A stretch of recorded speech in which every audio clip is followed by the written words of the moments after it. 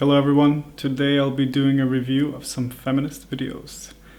The purpose of this, of course, is not to offend anyone, but to openly respond to what is going on in the world and to discuss male-female relationships, and so that we can see what the common truth is that we can agree on, so that we can minimize the conflicts between men and women.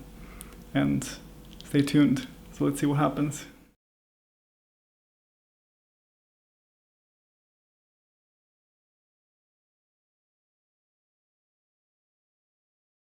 I love this video. Women are like pathetic or need a man.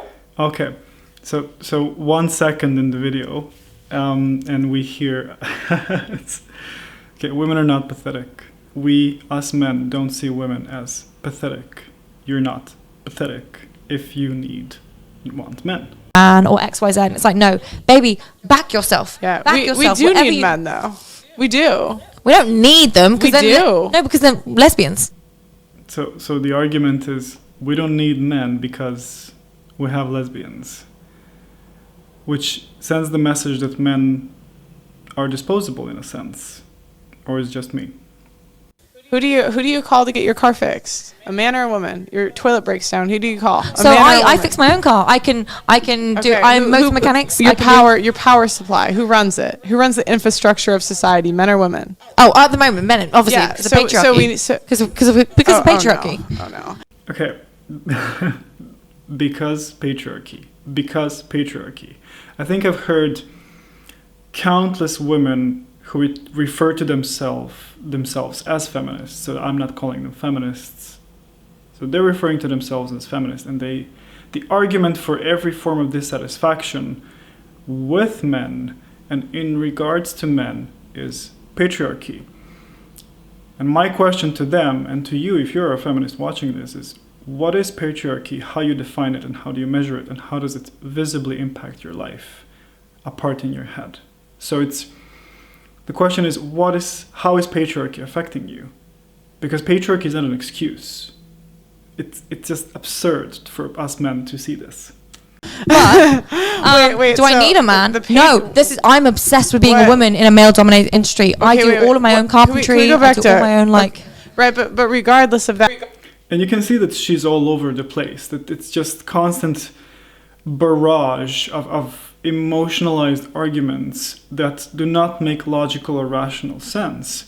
Yes, industry is male-dominated, and that is the reality of things. That doesn't make it a patriarchal, controlling, domineering machine. So if there is a problem with a market being male-dominated, then we're supposed to approach that problem together as men and women and understand first of all the problem, and then try to resolve it and fix it together. Like, you agree that men run the infrastructure, so therefore at the moment, men run the world. We need men. Yeah. On a wider scale, yes. On a wider scale. On a personal scale, no. Okay, so on a wider scale, we need men. So then we do need men. So women do need men. In opposition to 49 seconds ago in the video when the woman said, we don't need men. So you will notice this often in conversation with people, in this case with women, because this is referred to as cognitive dissonance, and that is people saying one thing and doing another, or constantly interchanging their opinion due to the instability of their own arguments and connection to the reality and fixture to one identity that is so rigid and difficult to move. So notice how at the beginning of the video, 49 seconds before, the woman said, women don't need men. And now we, on a wider scale, which fundamentally is the depth and the grand scheme of things, we do need men. On a personal scale, no. Because you don't need a man to provide for you. Right, we can earn our own wage. But we need men to run the industries that keep us alive and well. Not necessarily, no. So, because I know female mechanics, engineers, carpenters. But remember that's exception. Like, those industries are like 99% male. Yeah, but for now. Right. For now. And we can change that. We can change that. So, if the industry works because men are competent, not because they are men, but because they are competent and because they are doing their job right and making the system functional, regardless of how it is. We know systems are not working at 100%. We know systems are not operating the way we would want them. But the solution that feminism, for example, implies is gender equality, which again doesn't guarantee performance and results, because the criteria based on which people should be employed shouldn't be gender, it should be competence. And this is something that Jordan Peterson speaks about immensely in his work. So it's not about which gender has the upper hand or presence, it's about competence. But do we want to change that? Some women do, some women don't. How do you know the difference between women picking the industries they want to pick and trying to fuck the patriarchy? No. I'm saying like how do you know the difference between women picking the industries they want to pick? So like I don't know a lot of girls that want to be plumbers, mechanics, engineers, and all that stuff. Me. Right, me. But you're the exception. You're not the rule. I don't know. Exactly, and this is this is so selfish of an individual. Yeah, me, I want something different. Yes, and you are the exception. You are not the rule. And even though rules are not something I'm personally in favor of, we do have certain markers, behavioral patterns and markers, and something that we can actually measure performance in society based on. If you are an exception, you're actually putting yourself in a very peculiar situation where the market won't adapt to you. It is you who needs to adapt to the market, unless you're someone extraordinary who is able to change the market. But otherwise, the argument that I am the one who is different, will not land you a job and will not give you that which you're looking for unless you build it yourself. No, exactly. That's what I'm saying. Yeah. So when you say things like it's because of but I'm still valid. But you're still valid. But I'm saying when you say things like because of the patriarchy, that's why women aren't in those fields. How do you know it's the patriarchy and not women choosing what they want to choose? Well, you don't. And that's not my business. Right. That's not my business. Yeah, I know. But like, why do you automatically assume patriarchy? I don't know. Automatically assume it. But that's why we need men, because of the patriarchy. Right. Because again, the argument makes no logical sense. It's like, it's patriarchy. We do this because patriarchy. So there is no in-depth analysis of why this is so, and there is the constant placing of guilt and shame and blame on the patriarchy, which still is a concept. So that is a concept. We do not know how we measure that, what that is, because each individual experiences it differently and uniquely.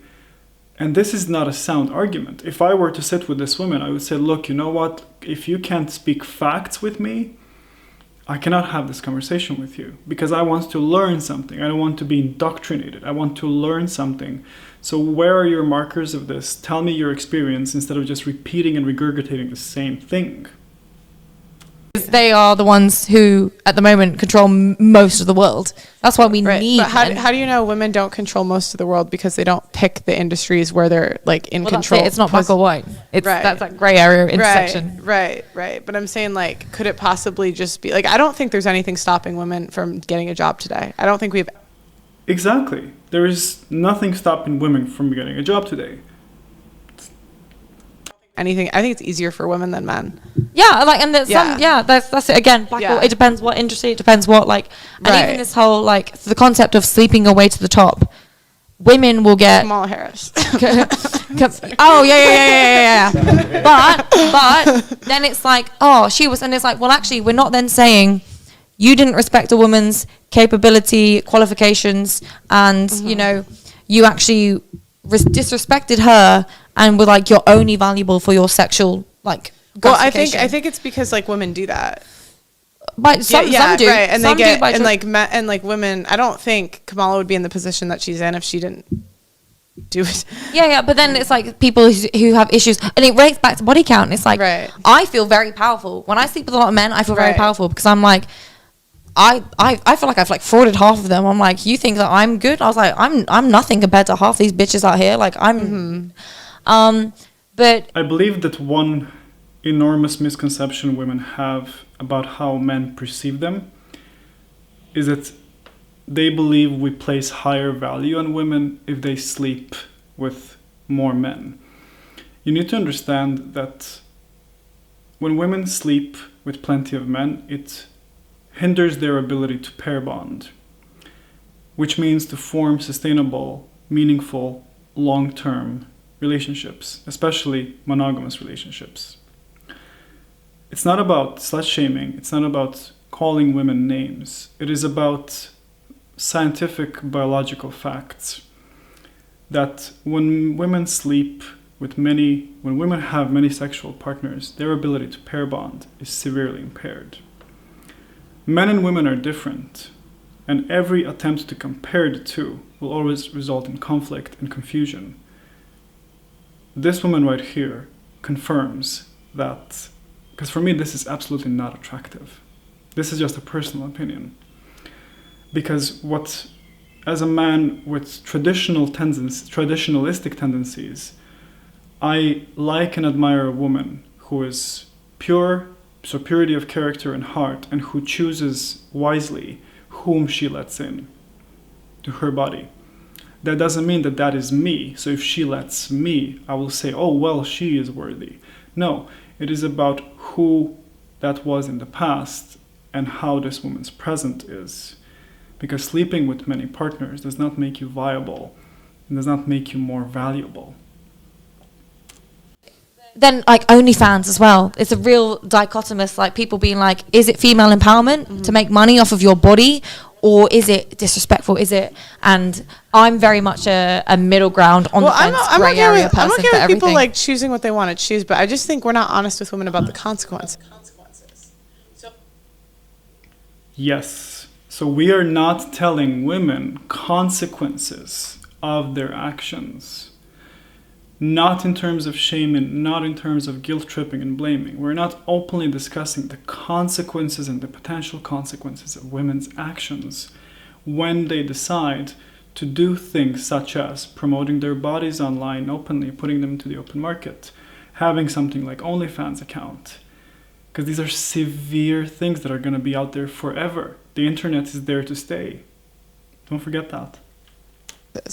So like even with body count, but then it depends on who cares, because I don't care about the consequences. Right, I would have a porno and be like, people are like, do you care of your family? Yeah. I don't give a fuck about my family pride. That's totally fine. Like I'm. Can you see the red thread here? So a woman who doesn't need men, a woman who doesn't care about what her family thinks or says, who openly said she could have a porno and be okay with that. Do you think that this kind of woman places value on herself, her body, her integrity?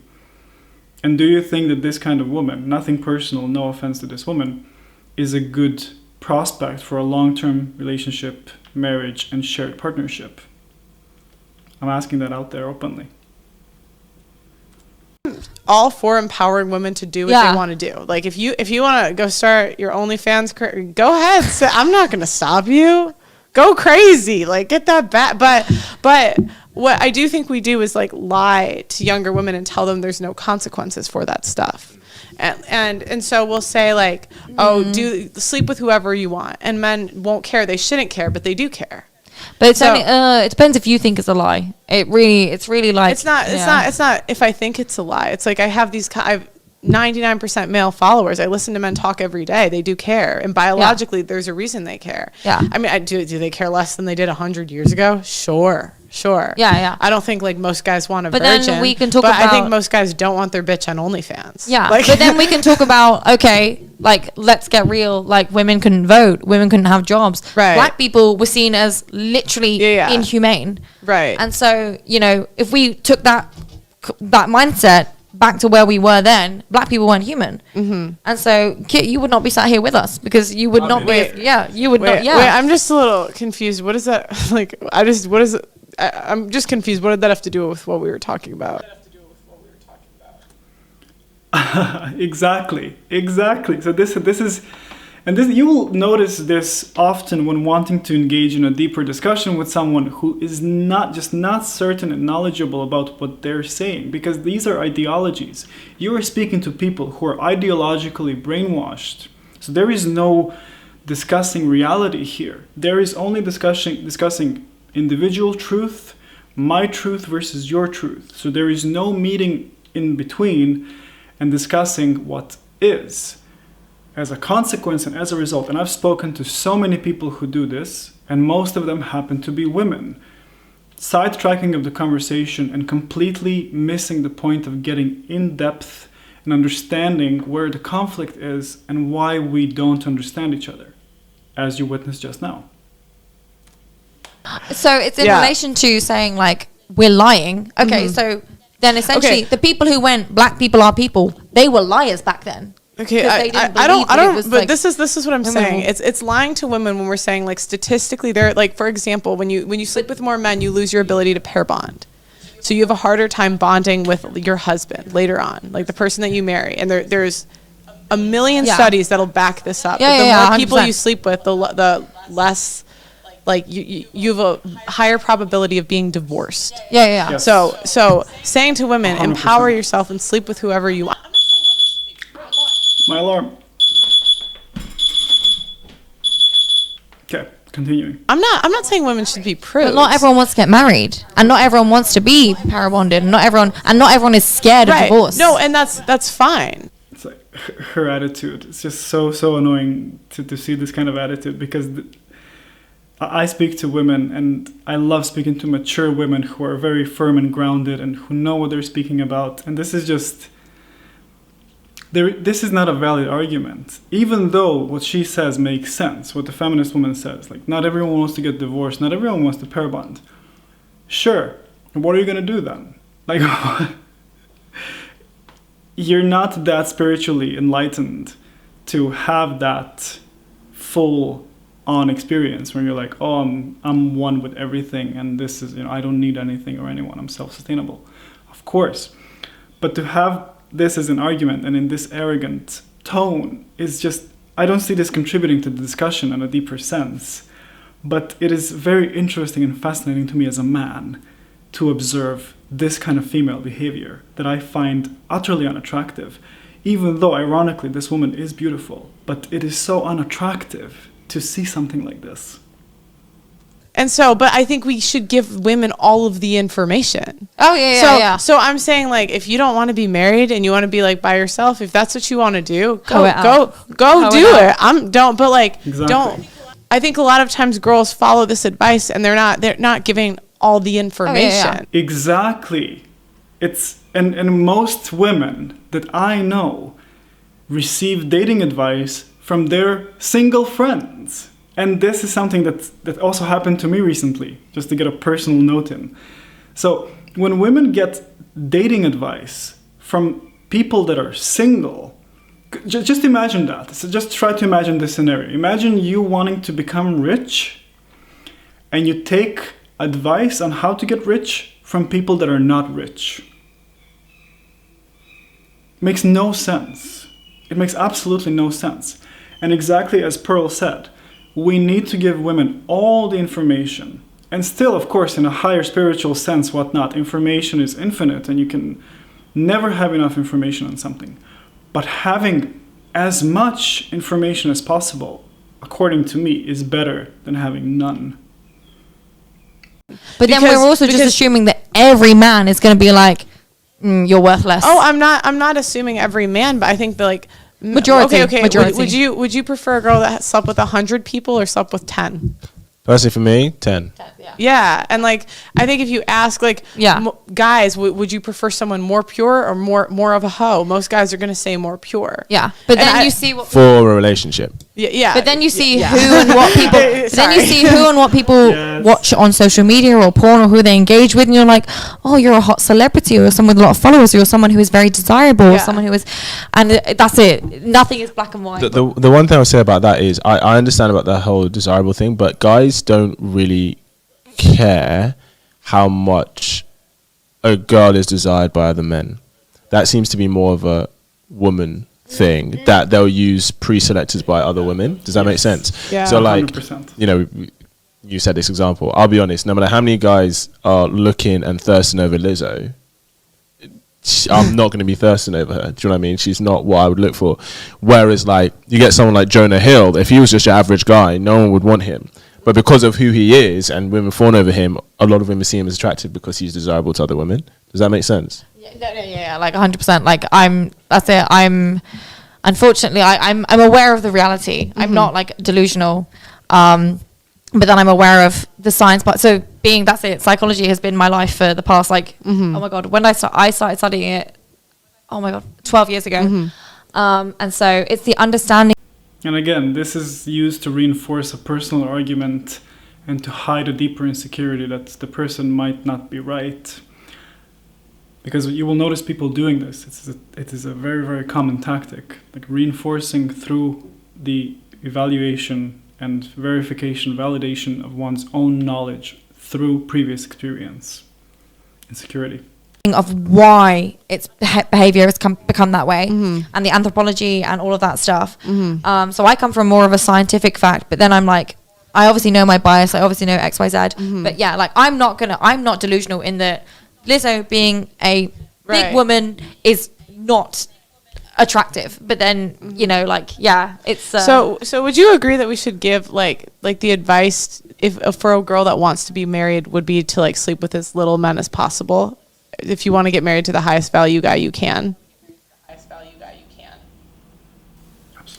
no. I'm not saying like be a prude. I'm not saying sleep with no. Yeah, but then it's like you should want to marry a man that wants you regardless. But you don't think your choices have come. This is the delusion that many women live in today. And I find this fascinating because we are encouraging women to push this, if he loves me, he would love me as I am. This completely takes away the consequences of previous actions and the accountability and responsibility over one's own life, body, integrity, soul. And this is a very important argument because this does matter. And it matters to us men who strive to become high-value men and who want to have our equals, our partners to be our equals. Very interesting discussion. Your choices have consequences. Like No, I think yours have consequences. And so you don't think we should be honest to the next generation saying, hey, these are the consequences for those actions. If you get on the internet and you post your naked body, like a guy that's worth a damn. Yeah, but one guy will care and one guy won't. But do the guys you want care? Yes, exactly. That is the question. Do people that you want to care? And would they care if you post naked pictures of yourself online? Because if you want a high value man, assuming that you want someone who will take care of you, be there with you for the rest of your life, you cannot pretend like you posting naked pictures of yourself or having, for example, OnlyFans or being completely promiscuous would result in you getting that. It just won't happen. Is the question. I think that's the difference. I think the difference is the high quality guys that most other women would want, he's gonna care about these things. Because whereas there'll be some guys who don't care, but it's likely that those guys that don't care are not the guys you want. But then quality again is subjective. Like, would you rather have someone who just accepts you for who you are and loves you for who you are and your history? Because then porn stars get married. But the numbers. Porn stars get married. But here's the thing. Mainly to other porn stars though.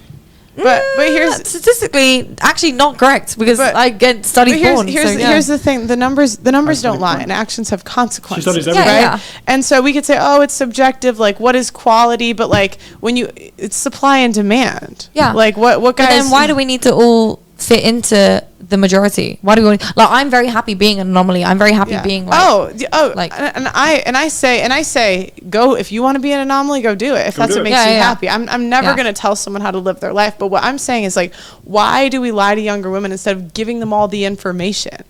Like, why don't we say to younger women, if you want the guy with the most options, okay, if you want the highest quality guy you can attain,